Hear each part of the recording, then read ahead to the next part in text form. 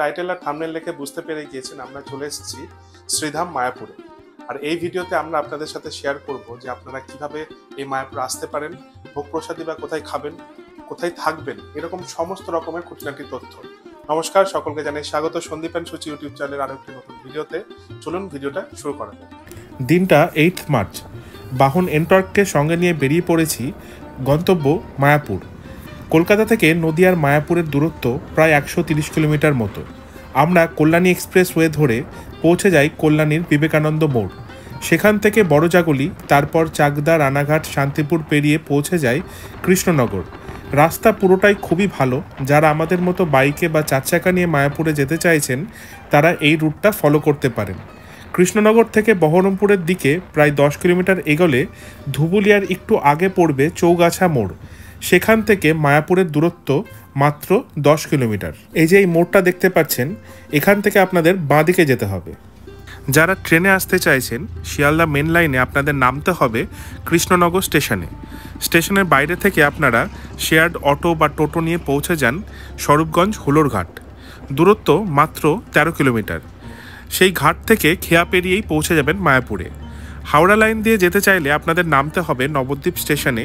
টোটো নিয়ে সেখান থেকে পৌঁছে যান নবদ্বীপ ফেরিঘাট। দূরত্ব মাত্র 3.5 কিলোমিটার। ফেরিঘাট থেকে খেয়া পেরোলেই আপনারা পৌঁছে যাবেন শ্রীধাম মায়াপুরে। নবদ্বীপের দিক থেকে আসলে আপনারা মায়াপুরে এই ঘাটে এসে পৌঁছাবেন। আর যদি আপনারা স্বরূপগঞ্জের দিক থেকে আসেন তাহলে এই ঘাটে এসে পৌঁছাবেন। এই ঘাট থেকে মন্দিরের দূরত্ব অ্যারাউন্ড 1.5 কিলোমিটার মতো। বাস বা টোটো করে খুব সহজেই পৌঁছে যান ইসকন মন্দিরে। মায়াপুরে আমরা থাকব পশ্চিমবঙ্গ সরকারের যুব আবাসে। মন্দির থেকে দূরত্ব 1 কিলোমিটারেরও কম। এখানে বাইক বা কার পার্কিংয়ের প্রচুর জায়গা রয়েছে। আপনারা যুব আবাসের অফিসিয়াল ওয়েবসাইট থেকে খুব সহজেই রুম বুক করতে পারেন। চেক ইন টাইম সকাল 10:30, চেক আউট পরের দিন সকাল 9:30। চেক ইনের সময় ফটো আইডির কপি আর বিবাহিত হলে ম্যারেজ সার্টিফিকেটের কপি জমা দিতে হবে। যে রুমটাই আছে সেটা রুম নাম্বার 103, একটা এসি ডাবল বেডেড রুম। চলুন আপনাদের একটু রুমটা দেখিয়ে। রুমে ঢুকেই একটা বড় কিং সাইজের বেড আছে, পাশে আছে একটা সাইড টেবিল, এখানে একটা ওয়ার্কিং স্টেশন আছে, আর বাঁ দিকে একটা চেয়ার রয়েছে, একটা ড্রেসিং টেবিল, একটা ওয়ার্ড্রোব। রুমে রয়েছে দুটো ফ্যান, সাথে এসি আছে, আর এই বেডের পাশেই রয়েছে একটা সুন্দর জানালা, আর জানালা দিয়ে এরকম সুন্দর একটা দৃশ্য। ওয়াশরুমটা মোটামুটি পরিষ্কার, আর ডেডিকেটেড গিজার ফেসিলিটি রয়েছে। আর বেস্ট পার্ট হচ্ছে এই রুমেও একটা ব্যালকনি ফেসিলিটি রয়েছে। এখান দিয়ে আপনারা এরকম একটা দৃশ্য দেখতে পাবেন। ইউথ হোস্টেলের বাইরে থেকে টোটো নিয়ে পৌঁছে যান মন্দিরের মূল ফটকে। ভাড়া মাথা পিছু 10 টাকা। গেট দিয়ে প্রবেশ করেই আপনারা বাঁদিকে দেখতে পাবেন এই জায়গাটা অখণ্ড হরিনাম সংকীর্তন হয়।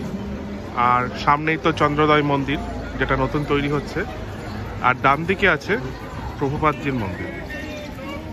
গেট দিয়ে ঢুকেই ডান হাতে বিভিন্ন ভবনে যে মহাভোগ প্রসাদ খাওয়ানো হয় তাদের কুপন পাওয়া যায়। এখানে আপনারা গীতা ভবন, গদা ভবন, সুলভ এবং নামহট্ট ভবনের কুপন পেয়ে যাবেন। এছাড়াও ঈশ্বরদান ভবনেও মহাভোগ প্রসাদ দেওয়া হয়, সেই ভবনের কুপন ওখান থেকেই কালেক্ট করতে হবে।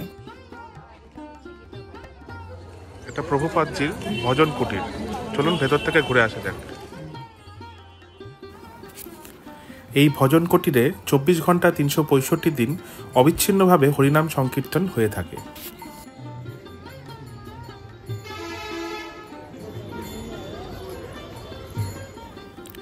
ডান দিকে নতুন চন্দ্রোদয় মন্দিরকে রেখে আমরা এখন যাচ্ছি পুরনো চন্দ্রোদয় মন্দির দেখতে। প্রভু শ্রী চৈতন্যদেবের আরেক নাম চন্দ্র, সেখান থেকে এই মন্দিরের নাম হয়েছে চন্দ্রোদয় মন্দির। স্ক্রিনে যেটা দেখতে পাচ্ছেন সেটা টিওভিপির সেবা অফিস। আপনারা আপনাদের ইচ্ছা মতো এখানে ডোনেশন করতে পারেন।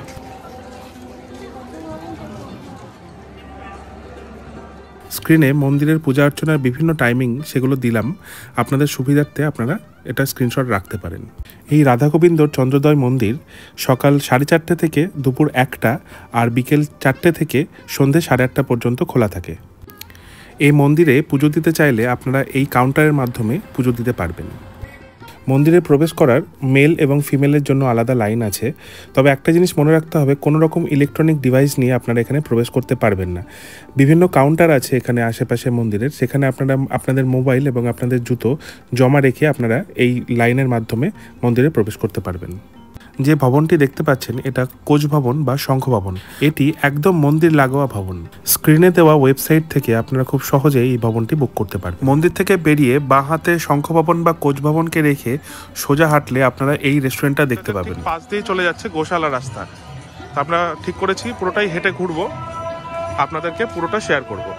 গোশালা রাস্তা দিয়ে যেতেই আপনারা বাঁ হাতে দেখতে পাবেন অন্নদান কমপ্লেক্স। এখানে বিনামূল্যে 4 বেলা ভোগ প্রসাদ বিতরণ করা হয়। তবে এই বিশাল কর্মযজ্ঞে আপনারা কিছু ডোনেশন অবশ্যই করতে পারেন। ভক্তবৃন্দদের ডোনেশনের মাধ্যমে এই ব্যবস্থাপনাটা পরিচালনা করা হয়।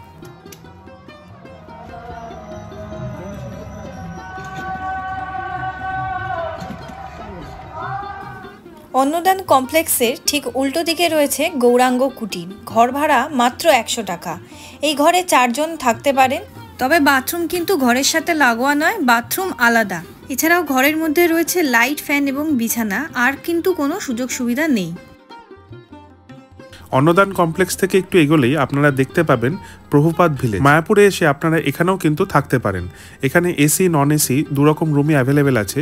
এসি রুমের ভাড়া পড়বে আপনাদের 2000 টাকা আর নন এসি 1200 টাকা। চেক ইন টাইম এখানে সকাল 10টা, চেক আউট পরের দিন সকাল 9টা।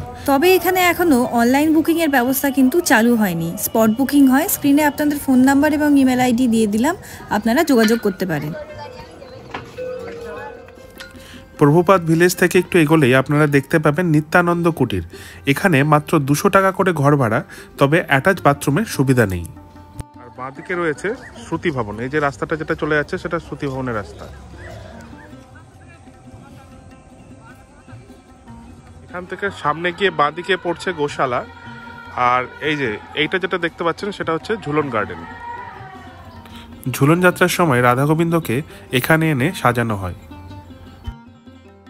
ঝুলন গার্ডেন থেকে একটু এগিয়ে ডান হাতে আপনারা দেখতে পাবেন রূপানুগা প্রাথমিক বিদ্যাপীঠ। এটা প্রভুপাদ আশ্রম। গোশালার রাস্তায় আরেকটু এগোলেই ডান হাতে আপনারা পেয়ে যাবেন শ্রুতি ভবন। মায়াপুরে এসে আপনারা এখানেও থাকতে পারেন। কমন বাথরুম নিয়ে ঘর নিলে এখানে ভাড়া 250 টাকা, আর অ্যাটাচ বাথরুম নিয়ে ঘর নিলে এখানে ভাড়া 500 টাকা। এখানে মান্থলি হিসেবেও থাকার ব্যবস্থা রয়েছে, আর স্টুডেন্টদের জন্য কনসেশন 20%। মন্দির থেকে মিনিট 10 পায়ে হেঁটে আমরা পৌঁছে গেলাম মায়াপুর ইস্কনের গোশালাতে। ঢুকতেই আপনারা দেখতে পাবেন ডেয়ারি প্রোডাক্টসের এই স্টলগুলো, আর এই সিঁড়ি দিয়ে উঠলেই পৌঁছে যাবেন গোশালাতে। গোশালাতে দেখতে পাবেন বিভিন্ন প্রজাতির গরু, আর চাইলে আপনারা গো সেবার জন্য ডোনেশনও করতে পারেন।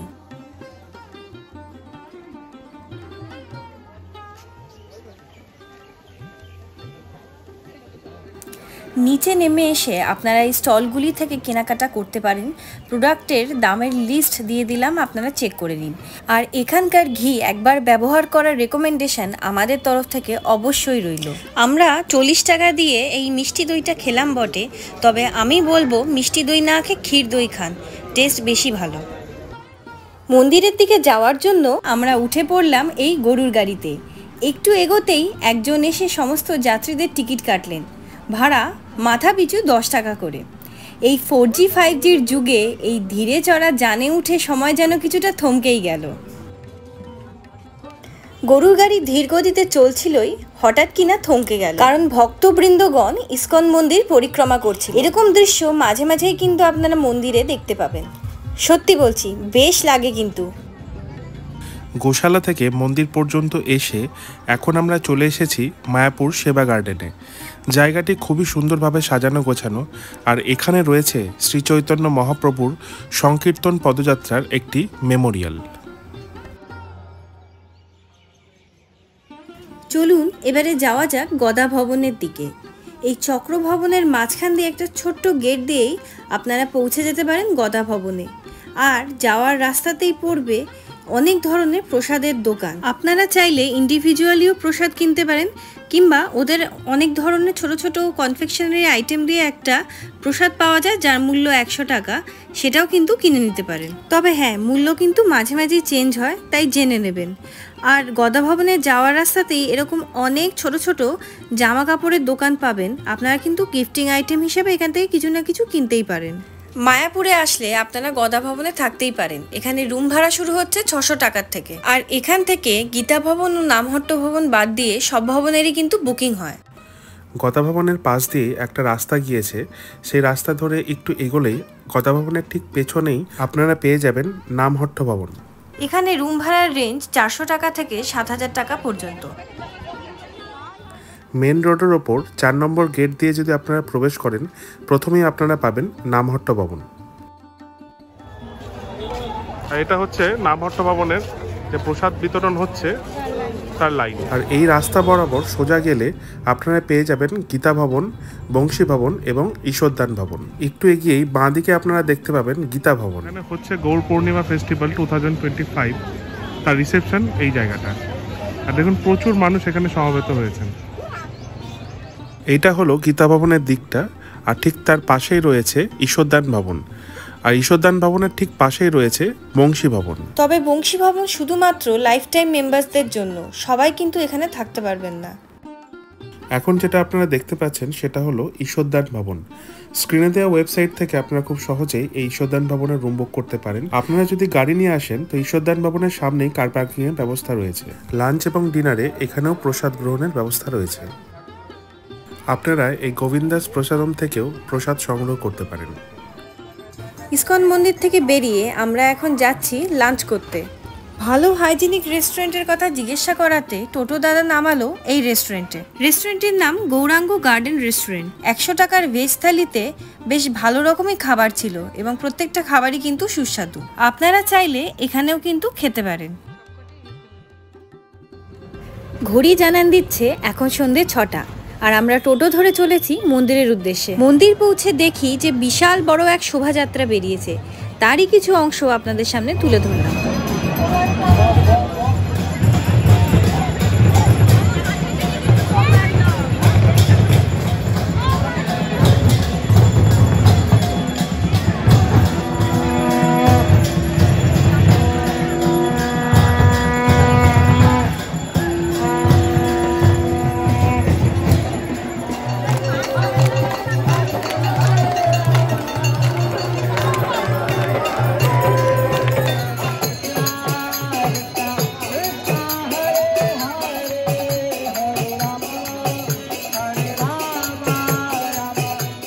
মন্দিরে একটু এগোতেই দেখতে পেলাম একটা বিশাল বড় লাইন। জিজ্ঞাসা করে জানতে পারলাম যে প্রসাদ বিতরণ হচ্ছে। ইসকন মন্দিরে এরকম প্রত্যেক সন্ধেবেলায় কিছু না কিছু প্রসাদ কিন্তু বিনামূল্যে বিতরণ হয়। সন্ধেবেলায় মন্দির চত্বর আলো দিয়ে এত সুন্দরভাবে সাজানো হয় যে দেখে চোখ ফেরানো যায় না।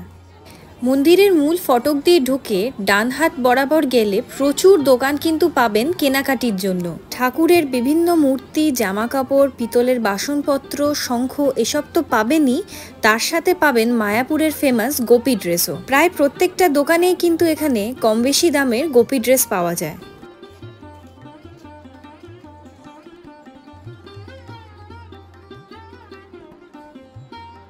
মন্দির চত্বরের ভেতরে সন্ধেবেলায় এরকম প্রচুর স্ন্যাক্সের দোকান বসে।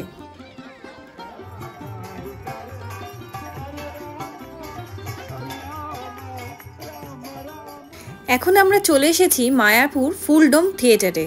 এখানে সকাল 9:30 থেকে রাত 8টা পর্যন্ত 8 ঘন্টা পর পর শ্রীকৃষ্ণ এবং গৌরাঙ্গের জীবনীর উপর বিভিন্ন শো হয়। মাথা পিছু মাত্র 40 টাকা দিয়ে টিকিট কেটে আমরা এখন ঢুকে পড়লাম থিয়েটারে। धन्यवाद प्रभु इतनी सुंदर व्यवस्था के लिए। अब मैं अपने गोपाल जी के একটু এগোতেই দেখতে পেলাম গৌর পূর্ণিমা উপলক্ষে নিত্যানন্দ মার্কেট বা এই মেলাটি বসেছে। কথা বলে জানতে পারলাম বসেছে বেশ কিছুদিন আগে থেকেই, কিন্তু চলবে দোল পূর্ণিমা পর্যন্ত। ঢুকেই চোখে পড়লো এই দোকানটা। এনারা তুলসী কাঠের বিভিন্ন মালার সম্ভার নিয়ে বসেছে। আর মেলা বসবে মায়াপুরে, আবার গোপী ড্রেসের দোকান বসবে না, সেইটা কিন্তু হয় না। বিভিন্ন দামের, বিভিন্ন কাপড়ের কোয়ালিটির গোপী ড্রেস কিন্তু এখানে আপনারা পেয়ে যাবেন। দাম শুরু হচ্ছে মাত্র 350 টাকা থেকে। যত ভালো কোয়ালিটি তত কিন্তু দাম বাড়বে। ইভেন 1600-1700 টাকার গোপী ড্রেসও কিন্তু এখানে আছে। একটা ইম্পর্টেন্ট তথ্য, মায়াপুরে মন্দির চত্বর বা বাইরে অনলাইন পেমেন্ট কেউ নিতে চায় না, তাই ক্যাশ ক্যারি করুন। এই দোকানটা চোখে পড়লো, এখানে ঠাকুরের বিভিন্ন অলংকার, জামা কাপড় মানে শীতের জামা কাপড় বা গরমের জামা কাপড়, ইভেন ঠাকুরের ছোট্ট ছোট্ট বিছানা এবং মশারিও কিন্তু বিক্রি হচ্ছে। দাম বিশ্বাস করবেন না, বাইরের থেকে বা কলকাতার থেকে কিন্তু অনেক অনেক সস্তা। এই যে যেমন এই ড্রেসটা, কলকাতায় দশকর্মার দোকানে বেশ ভালোই দাম চায়, কিন্তু এই সুন্দর জরির কাজ করা ড্রেসগুলো এখানে মাত্র 40 টাকা থেকে শুরু। কেনাকাটার সাথে সাথে এখানে কিন্তু খাবার দাবারের বেশ কয়েকটা দোকান বসেছে। অনেকক্ষণ মন্দির চত্বরে কাটিয়ে এবার আমরা বেরিয়েছি বাইরে কিছু কেনাকাটা করতে। এই যে দেখুন, আসা যাওয়ার পথে মন্দিরের বাইরে এরকম প্রচুর দোকান পাবেন, যেখানে গোপী ড্রেস সহ বিভিন্ন শাড়ি জামা কাপড়ও কিন্তু পাওয়া যায়।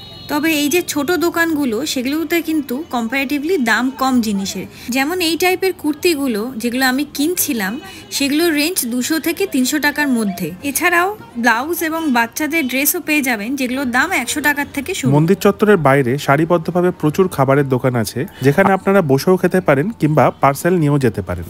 আজকে আমাদের ডিনারের মেনু হলো রানাদার ফেমাস ভেজ বিরিয়ানি আর সোয়া চাপ। দুটো মিলিয়ে আমাদের পড়লো 160 টাকা। হোটেলে পৌঁছেই বসে পড়লাম ডিনার করতে, আর সত্যি অবাক লাগলো যে পেঁয়াজ রসুন ছাড়া কি করে এত সুন্দর বিরিয়ানি কেউ বানাতে পারে। Hats off to them. আমরা পুরো মায়াপুরের জার্নিটা আপনাদের সাথে অ্যাজ ভ্রমণ গাইড কিন্তু শেয়ার করেছি। তো আশা করি ভিডিওটা আপনাদের ভালো লেগেছে। যদি ভালো লেগে থাকে অবশ্যই লাইক করবেন, বন্ধুদের সাথে শেয়ার করবেন, আর যদি কোনো প্রশ্ন থাকে তাহলে কমেন্টে জানাতে ভুলবেন না। চ্যানেলে নতুন থাকলে অবশ্যই সাবস্ক্রাইব করবেন। আবার কোনো নতুন ভিডিও নিয়ে আপনাদের সাথে দেখা হবে। ততদিনের জন্য take care and good by.